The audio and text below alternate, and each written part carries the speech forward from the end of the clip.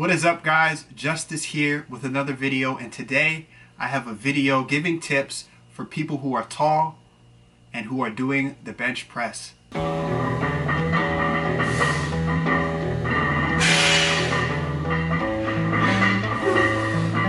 Last video I did like this was about the squat, and I was astounded by the positive feedback I got.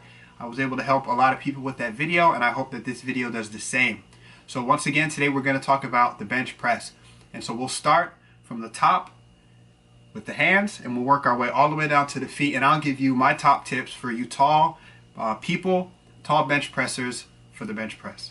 So first we'll start with the hands and bar placement in your hands. So a lot of people will place the bar around here, right? You'll grab it right around here towards the upper part, and what that'll do is place the bar behind your wrist. And what you want to do is get it to as close to the base of your palm on top of your wrist as possible. So some people can achieve this with a false grip. That's why a lot of people will grip the bar like this, put it here, but that can be quite dangerous. I recommend still wrapping your thumb around it, but having it almost at an angle so that it lays right across here. That's where you want the bar to be placed. The next tip has to do with grip width. You want to pick a width that's comfortable for you. If you're a taller person though, your shoulders are probably wider than your friends. You might have to take a wider grip. It becomes a trade-off with grip.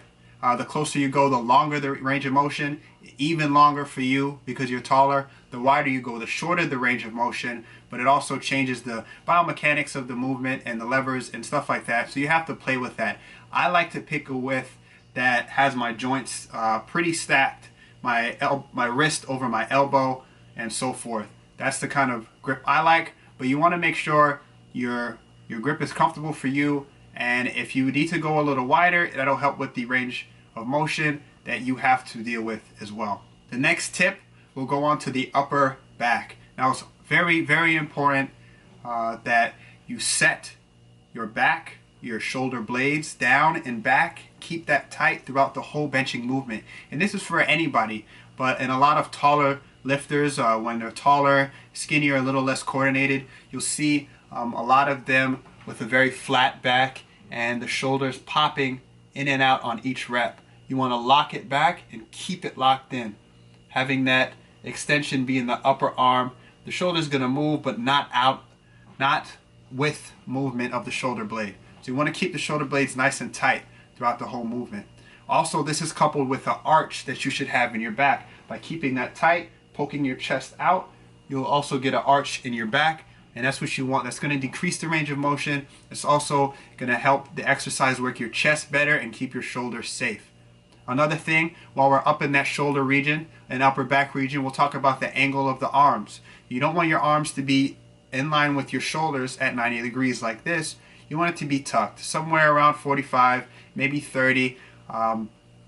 It varies on the grip that you've chosen, the width of that grip, and it varies based on you personally, the levers and things like that. But you do not want it out here. This will put a lot of stress on your shoulder and make the press even harder than it has to be.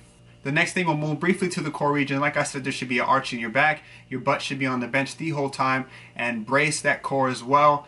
And make sure you're breathing into the stomach and out as you press. Next thing after the butt, like you said, that needs to be on the bench. We're going to go to the feet. Your feet need to be planted on the floor firmly through the whole exercise. A lot of times I'll see a lot of taller athletes, maybe basketball players, and when they get to the bench and they're getting to those last few reps that are hard, you see the hopping feet. Your feet are jumping up and down. This shows that you're not stable and you're not using any leg drive at all.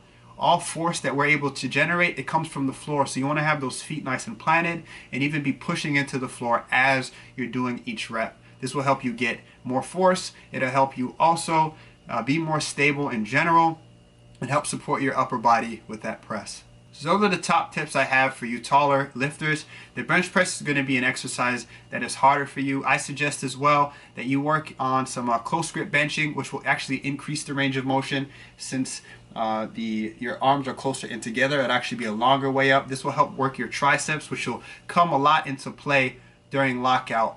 And that's really where a lot of taller lifters will fail, is with that lockout because it's so high up.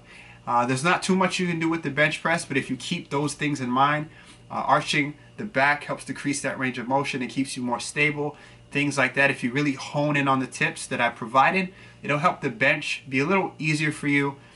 You'll be able to feel a lot more in control of the weight through that long range of motion, and you'll also find that you're able to progress better and also stay safe as well. So I hope you can utilize those tips. I thank you guys for watching the video. If you need any coaching or you just want some tips, want to chat, you can send me an email at justicecousinsfitness@gmail.com, and I'll see you guys in the next video.